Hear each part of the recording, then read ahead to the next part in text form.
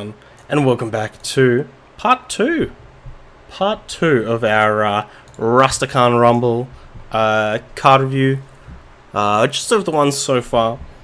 We've gone through Priest, we've gone through Paladin, we've gone through Mage, we've gone through Hunter, we've gone through Druid. If you missed those, go check them out on the other video, which the link will be in the description. But we're on to Rogue. Once again, as we're going through these things, we're going to focus mainly on the budget cards, talk a little bit about the legendaries and epics, but trying to do a bit more of a focus on those cheap boys. So the first thing we've got here is new Rogue legendary Graal the Shark, 5 mana, 2/2. So a little bit on the weak side for stats. We have on Battlecry, eat a minion in your deck and gain its stats. So I assume that this removes it from your deck. And Death Rattle, add it to your hand. So it's kind of I guess like a big rogue card. If we are playing this in tempo rogue or odd rogue as it is now, we're going to eat a Firefly and we become a 5 mana 3/4 that then adds a Firefly to our hand, which isn't great. So I think ideally we want to be playing this, like I said, in maybe like a more mid-rangey type of rogue, or one with even a bunch of stats. Even if we're playing this as a 5 mana that eats our Faldori Strider or something like that, a 5 mana 6/6 is pretty good, especially one that gives us a Faldori Strider when we play it. So could be interesting. I know there are a couple of synergies in the sets with this card, so could be an interesting role player in a lot of these. In maybe a new rogue meta, maybe a bigger rogue deck. We've also got Cannon Barrage, which is a 6 mana rogue spell. Deal 3 damage to a random enemy. Repeat for each of your pirates. So, pirates right now in a bit of a rough patch. Unfortunately, there's not too many great ones, not too many big synergies that you can be doing, and not a lot of upside to playing pirates right now. This could change in the future, or could change within this set. But right now, if you have 2 pirates in play and you play this, it's a 1 mana cheaper greater arcane missiles. But you have to have 2 pirates in play, and that's asking a lot considering the stats of a lot of those pirates. So not too confident on this one, but we'll see what happens within the set. We've also got the Spirit of the Shark, 4 mana 0/3, stealth for 1 turn. Your minions' battle cries and combos trigger twice. So it's just minions' battle cries and minions' combos. Doesn't work with spells or anything like that. But this is already a bit of a combo with Graal the Shark, that we will get to eat 2 minions. We'll get double the stats, and then we get both of those minions back to our hand when he dies. Also great with just cards like SI7. We get to deal 4 damage. Faldori Strider. We get to shuffle 6 copies, more if we have the Elec. Doesn't necessarily work too great with cards like Vile Spine Slayer or stuff like that. But a really interesting card. I mean, Bran, we've previously saw was a big part of the game from his introduction. And a lot of the games came down to someone just having to have an answer for Bran. And if they didn't, their opponent got to kind of go off.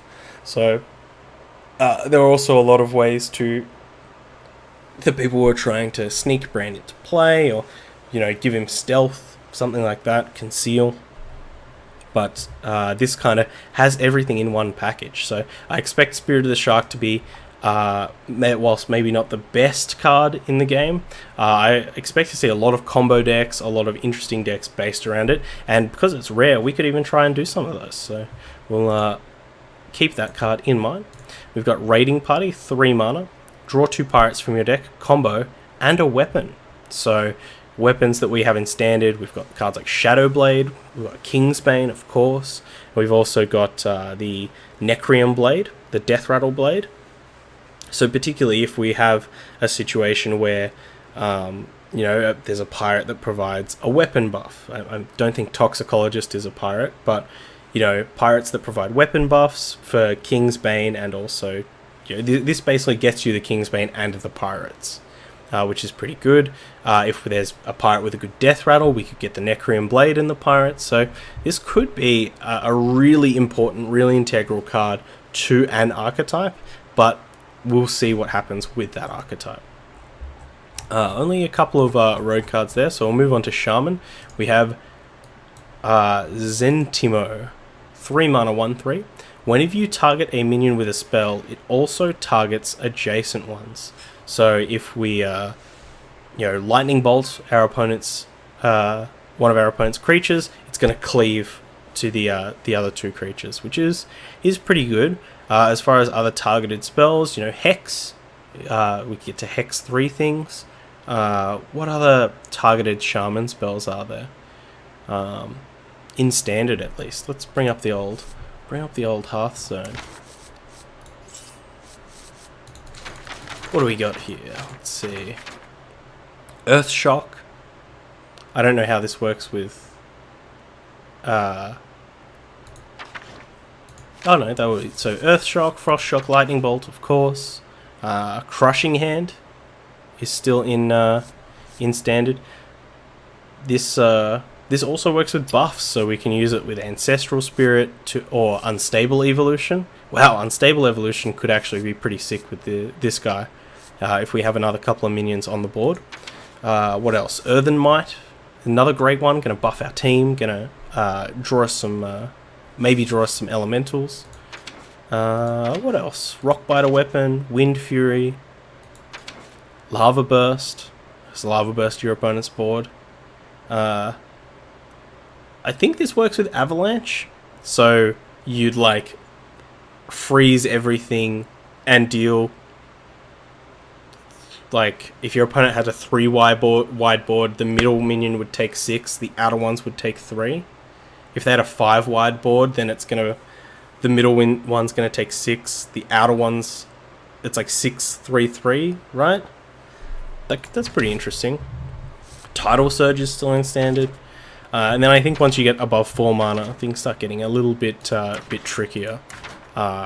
I guess lesser Sapphire Spellstone, so this could go into the Overload Shaman deck, and then when you go off with your Sapphire Spellstone, you just get even more copies of things, which is fantastic. So obviously the stats are a bit low, but I expect this card to be a part of some control Shaman decks, similar to how Electra Storm Surge has kind of fit into some of those decks as just a nice flexible mid-range thing. You can play it if you need a body, or late game you can combine it on turn 6 with a Lightning Storm, just as you can combine this on turn 7 with a Hex, or a Tidal Surge, or an Avalanche, or turn 4 with a Lightning Bolt or an Earth Shock.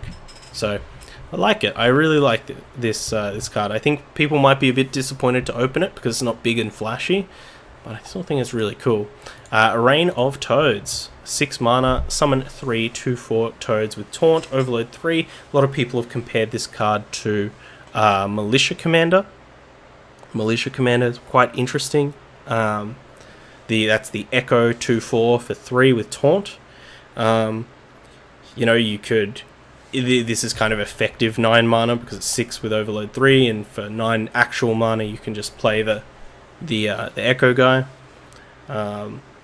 Interesting. I think we need to find out the mana cost of the Toads as well, because if they cost 2, then they're not so great with evolve effects, which there are a couple in Standard. But if these are 4 or 5 mana Toads, they could actually be pretty sick with Thrall, the Death Knight Thrall, or with Unstable Evolution. So we're TBD, but it is a common. It's probably not going to be too strong, but could definitely fit into a Bloodlust deck or something like that if we wanted to do that.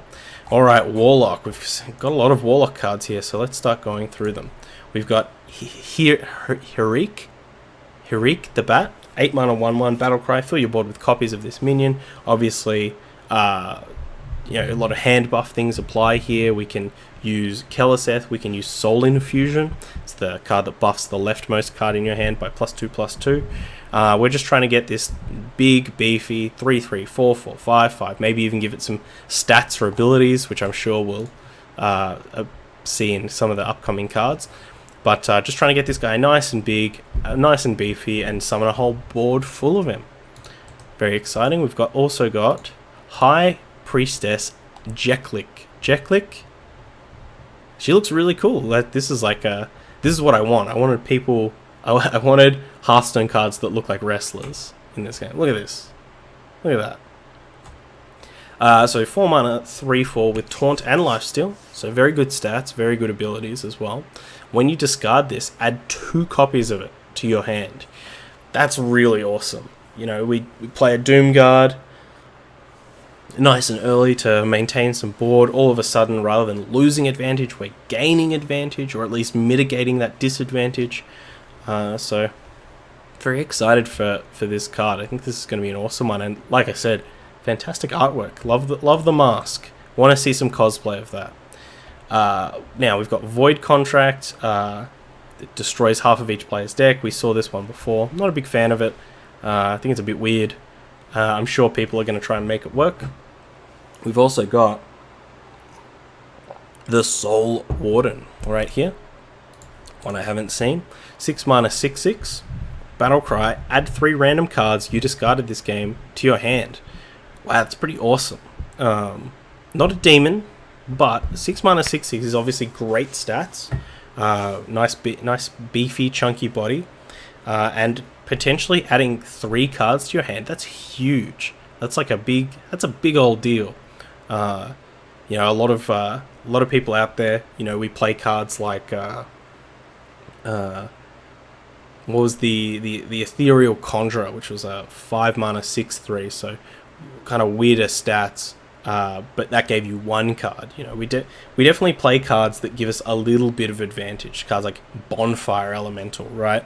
Like, all that does is draw you 1 card, whereas this card could be adding 3 cards to your hand. So that's pretty big deal, especially with stats like that. So I expect discard lock to be a thing that people try. Whether it's a thing that works, TBD. Spirit of the Bat, 2 mana, 0/3, stealth for 1 turn. After a friendly minion dies, give a minion in your hand +1/+1. So this is, you know, synergizes with Hirik, synergizes with Jeklik, of course, because this adds copies to your hands, so I assume they would retain the buffs. Also works with Saronite Chain Gang. Really synergizes quite well with Saronite Chain Gang because that makes multiple copies. So in general, this Spirit of the Bat could be a card that really it could take over games. You know, if you combine this with a lot of taunt minions and your opponent's never able to trade into the Spirit of the Bat, because this synergizes so well with cards that make copies, you're going to have a deck that both produces a lot of minions that die to buff your hand, and that also a lot of minions that benefit quite a lot from being buffed in hand. So I expect this kind of Spirit of the Bat-ish deck to do something. Whether it's better than the current, you know, heal Zoolock or the classic Zoolock is to be decided, but it could be more of a mid-range strategy where we're, you know, focusing on starting the game pretty light with just a couple of 1-drops and really playing more of a mid-rangey plan, trying to get up to these, you know, nice 6-drops and 8-drops. Let's take a look at Shriek. It's a 1 mana Warlock spell. Discard your lowest cost card. Deal 2 damage to all minions. Okay, so this is another Warlock board clear with a little bit of downside in that it costs you 2 cards, but it's also extremely efficient. You know, 1 mana to deal 2 damage to all minions is clearly quite busted, especially if we're in some kind of controlling deck. So like we were talking about, maybe with the this discard Warlock is a bit more of a mid-range strategy. Start low, you know, use Shriek to discard like a fire elemental that's in your hand from playing a Firefly early on. Use this, discard something that's less relevant, and then try and transition into a powerful late game. You know, we play this on turn 5 and follow up with a Chain Gang. Play it on turn 4, follow up with a Tar Creeper. Definitely a lot of options there. So I really like Shriek. Think this will be a card that often makes that kind of that might make the archetype very good against certain decks. Up next we have the Reckless Dire Troll, a 3 mana 2/6 with taunt. Huge stats on that boy. Battlecry, discard your lowest cost card. Not a demon either, so we're not bringing this back with Gul'dan or synergizing with anything like that.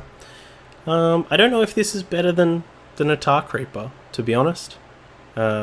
even if we do have discard synergies, like best case scenario, I guess we're discarding Jerklick, but or the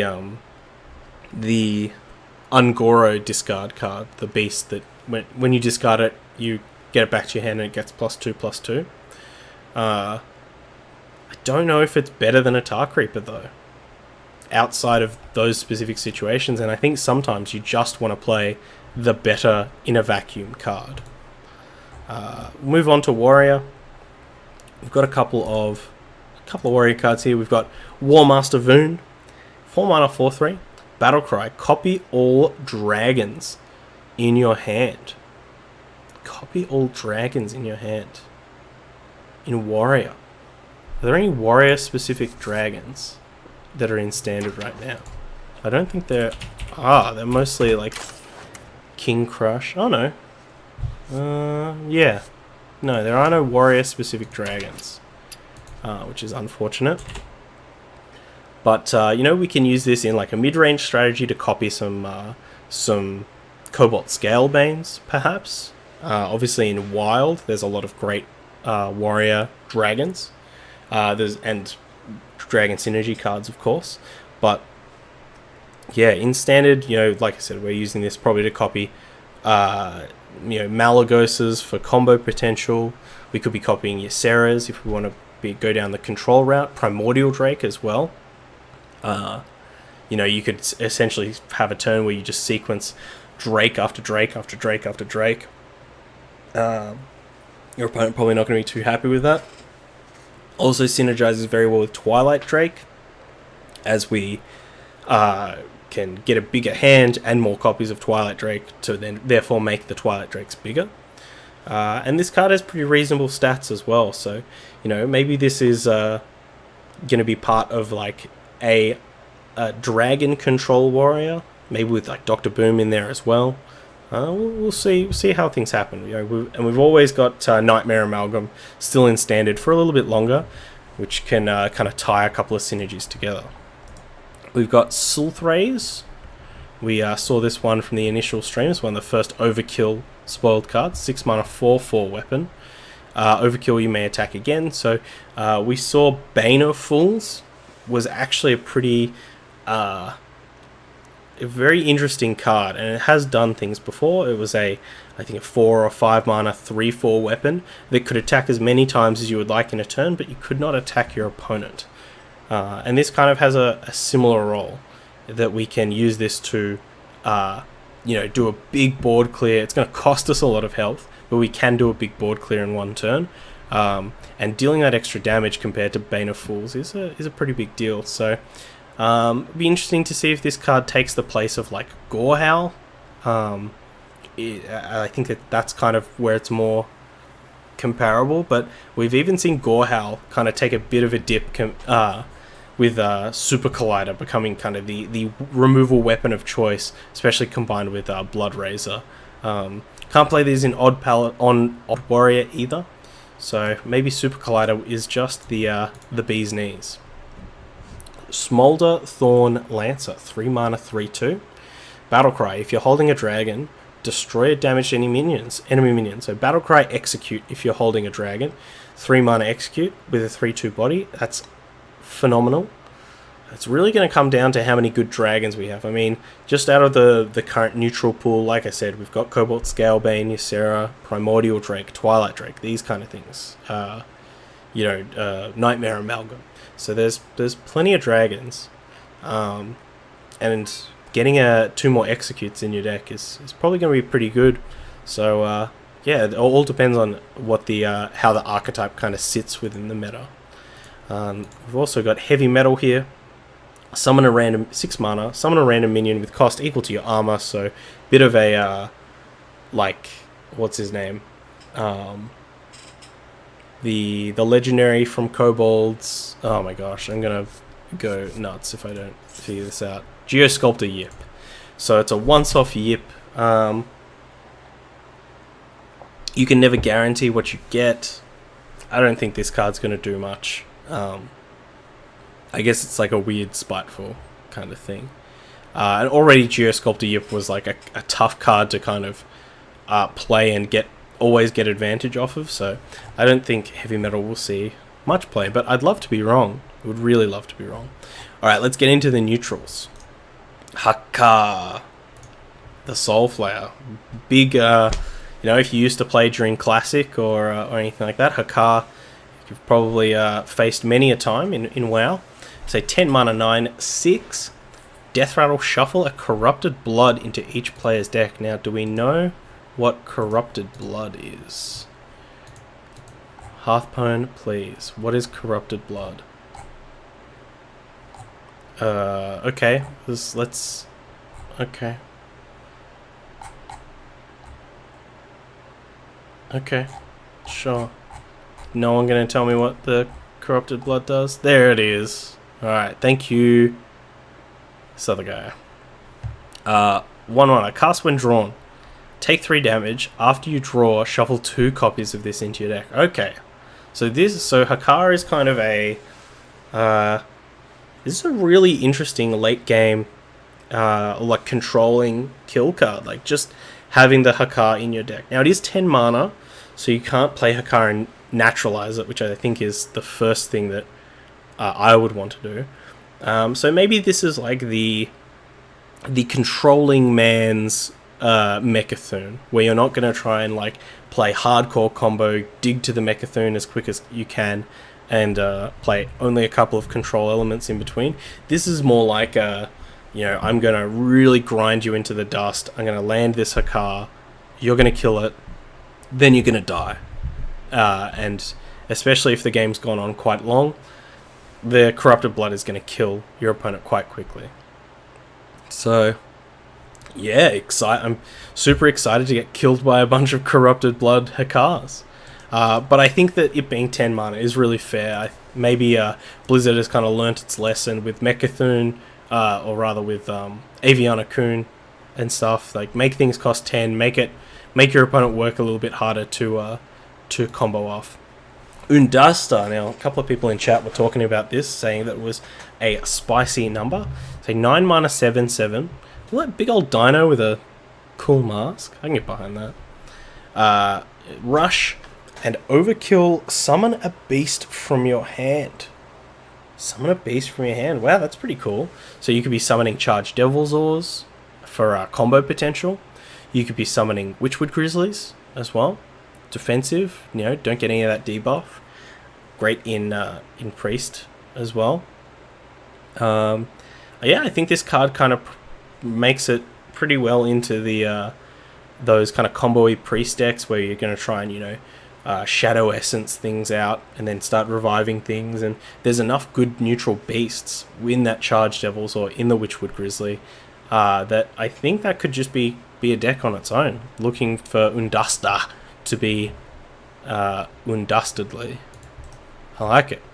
Alright, Untamed Beastmaster. Isn't that a magic card? Isn't that a bad magic card? Isn't it one that like your opponent can kill your entire board if they have the right cards? Anyway, 3 mana, 3/4. Whenever you draw a beast, give it +2/+2. Wow, great. Sure, there's combos with cards like Tolvir Warden, which we've played with Dire Frenzy before.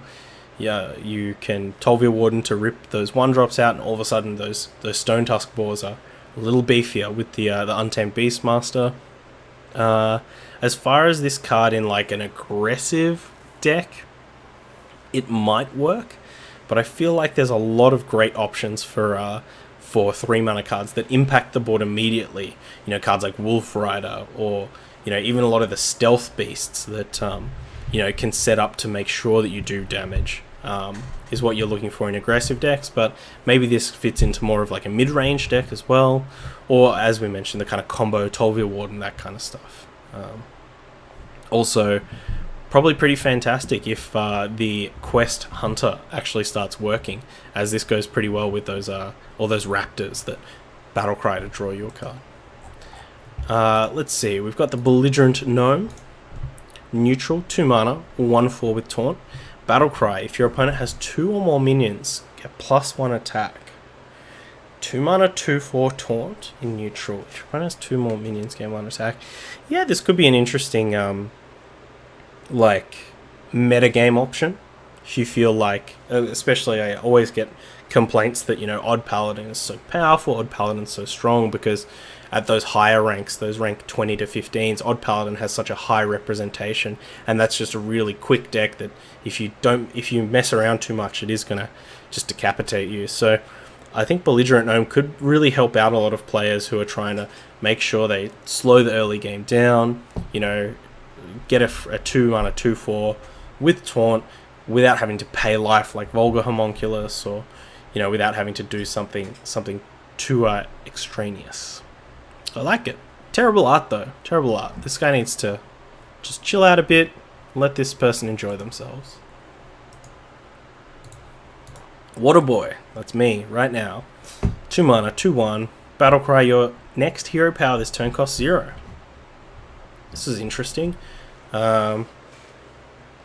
Interesting that it's an even card. So in all of those even decks, we can't play it in odd, and in all those even decks, you're only getting a 1 mana discount. So this card could maybe be played in regular Hunter, like regular aggressive Hunter. I think that a 2 mana 2/1 that deals 2 damage to your opponent's face is very good. It's extremely good. Also potentially any of those like shenanigan decks with the Clockwork Automaton and things like that. This doesn't refresh your hero power, but could be some kind of combo deck there. I like it. I think it's an interesting rare.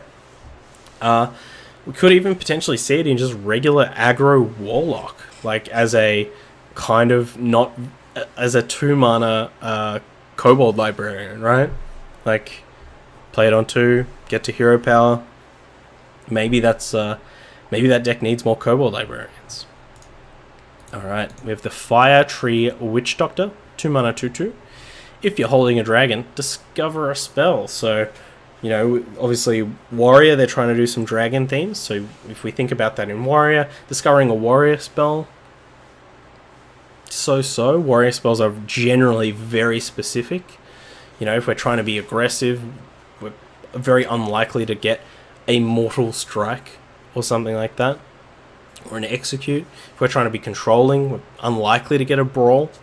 There's always a chance, but you know, there's also a lot of armor cards out there which aren't too useful if you're aggressive, but still interesting stats. I mean, we've certainly played cards with worse stats with similar effects, but I think this card might be better outside of Warrior. You know, where in a class where the spells are very high value cards, classes like Mage, classes like Priest, I think that is where this card is going to shine.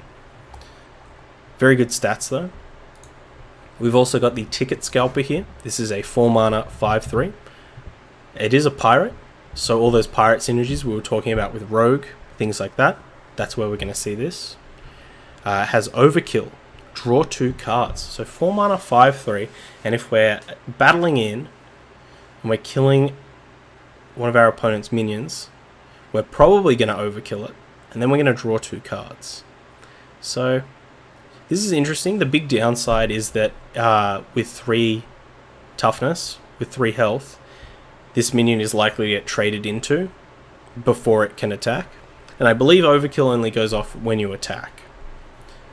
Or rather, when it's your turn. So, interesting. I think this card is very good though. I think that the stats on it, 5/3, means you're often going to get the draw.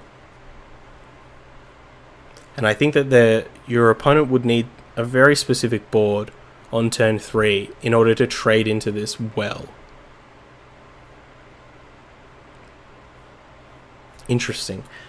Look for the Ticket Scalper to be a very big part of the metagame, and also I think this fits into kind of like a lot of neutral aggressive decks where we can play a very tight curve in the early game, and then use the Ticket Scalper as some extra gas. I'm just coming back to the game. What is Overkill? So Overkill's a new mechanic that's coming out in the next expansion, Snoosage. So Overkill means if you kill an enemy minion by more than its health, so if you attack, for instance, a 4 health minion with the pirate here, the 5 attack pirate, then the overkill effect is going to go off. If you attack a 5 health minion or a more than that health minion, you do not get the overkill effect. So the ticket scalper is going to be great at, you know, attacking into those smaller taunts, those smaller minions, trading into that.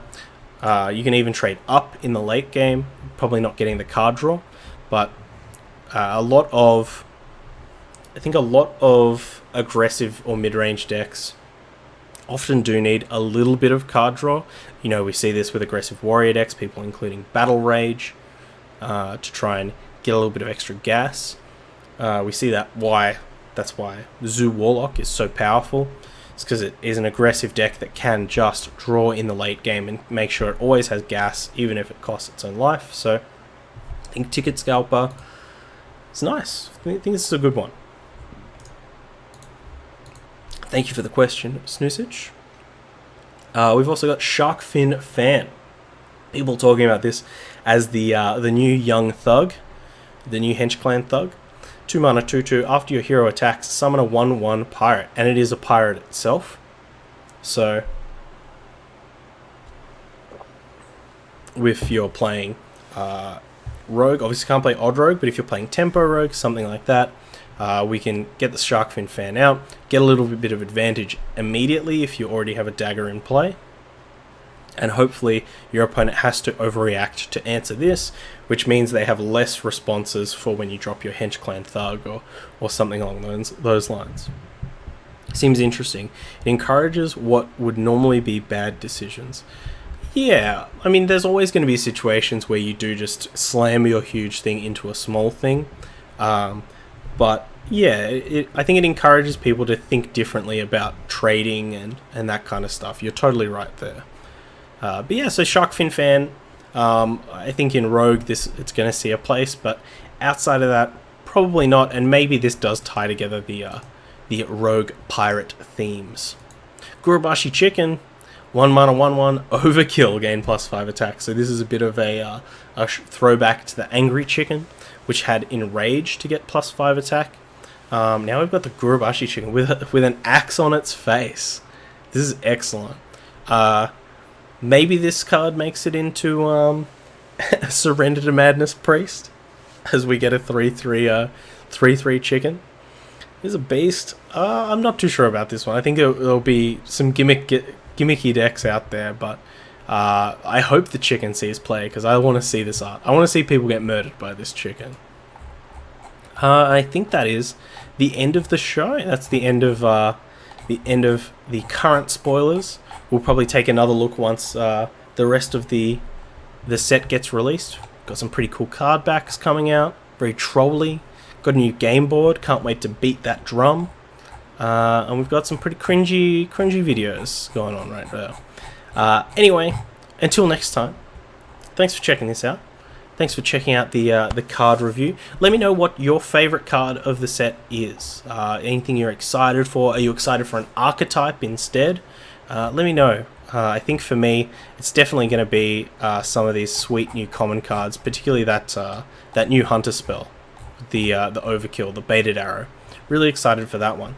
Until next time, stay safe, stay wavy, and overkill the rich. Bye. I hope you enjoyed that video. Check out other ones over here, or come subscribe to the Wave Pool for more excellent times.